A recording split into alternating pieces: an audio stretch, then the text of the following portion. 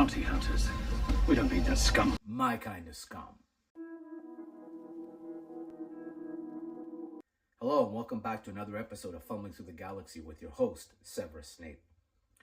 Today we'll be looking at two bounty hunters of the original 6 that we see in the original trilogy of Star Wars. We'll be looking at Zuckusss and Forlom. We'll be talking a little bit about bounty hunters in general within the Star Wars universe, and we'll be looking at another great example of gentle giant busts. And so let's get to the table, let's have a look, and let's talk a little bit about bounty hunters.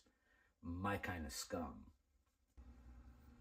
So here we are at the table having a look at the boxes.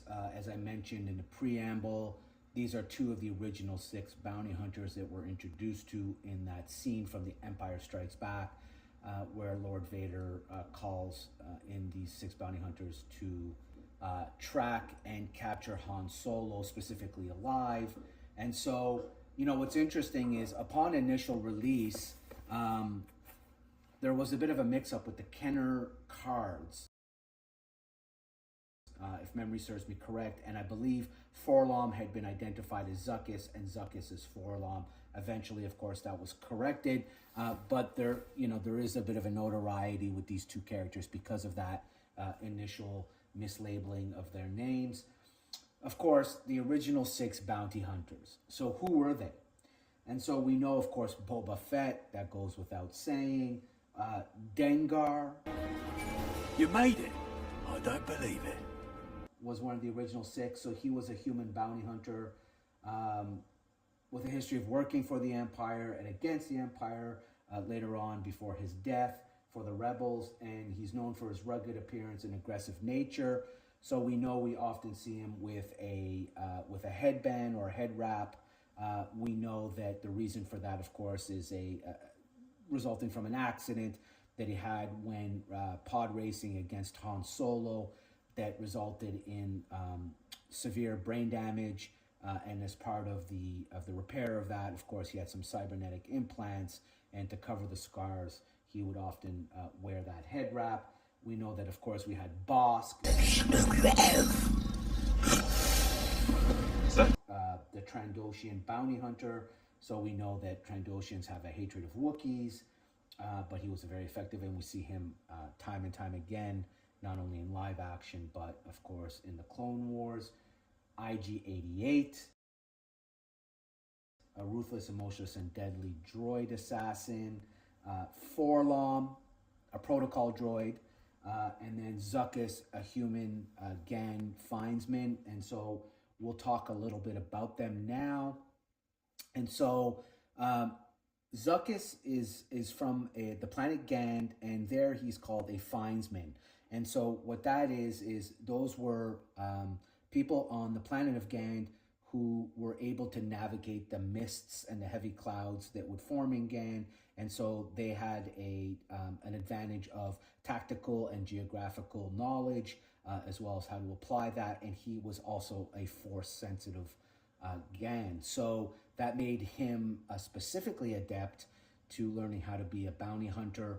And we know that, of course, he also had a diagnosis later on after the Battle of Yavin as being schizophrenic with multiple personality disorder, which might explain why he had a long-standing or relationship or professional relationship with Forlom, who was a protocol droid that reprogrammed himself and eventually got also reprogrammed by Jabba the Hutt to become more sentient and, of course, become a more effective bounty hunter. So on their boxes, of course, Zuckusss, it says he's an insectoid bounty hunter, one of the initial deadly trackers that Darth Vader assigned to hunt and capture Han Solo. As I mentioned, of course, he's a findsman and applies ancient methods and tactics learned on his home planet of Gand. And his nebulous, instinctive style and keen intuition enables Zuckusss to track prey with great advantage. Forlom, of course, same body as C-3PO, different head. That's because when he was originally built, he was meant to have been a protocol droid for an insectoid species, and so that's why they gave him the insectoid type head. And so a highly intelligent protocol droid, it says here, who reprogrammed himself as a master thief and mercenary. and of course was one of the 6 bounty hunters who answered the call put out by Darth Vader to capture Han Solo, specifically alive, and with his insect-like face and battle-damaged armor, 4-LOM carries a DLT-19 heavy blaster rifle. So there you have it. That's the box. That gives you a bit of a background on the original 6, and specifically these two. Very interesting story. You know, they get very, very little screen time, obviously, in the original movie. So it's always great to kind of learn a little more about who they are. You know, hopefully one day, who knows, we'll get them a little bit more explored in live action. They were also not featured in the Clone War 2D or 3D cartoon. That actually belonged more to Boba Fett, Dengar, and Bosk for the cartoon. For whatever reason, that was a creative decision that was taken to feature them a little more. So let's take them out of the box and let's have a look. So here is Zuckusss out of box. Just great sculpting as always. I mean, even at the time that this was made, Gentle Giant was absolutely nailing it. You can see the great detail in his mask, the respirator, even the insectoid-like eyes. You can see the robes have a lot of weathering, a lot of texturing, and so again, lending to the authenticity of it. You can see that even behind, they captured this great connection between the respirator and the rest of him, his belt.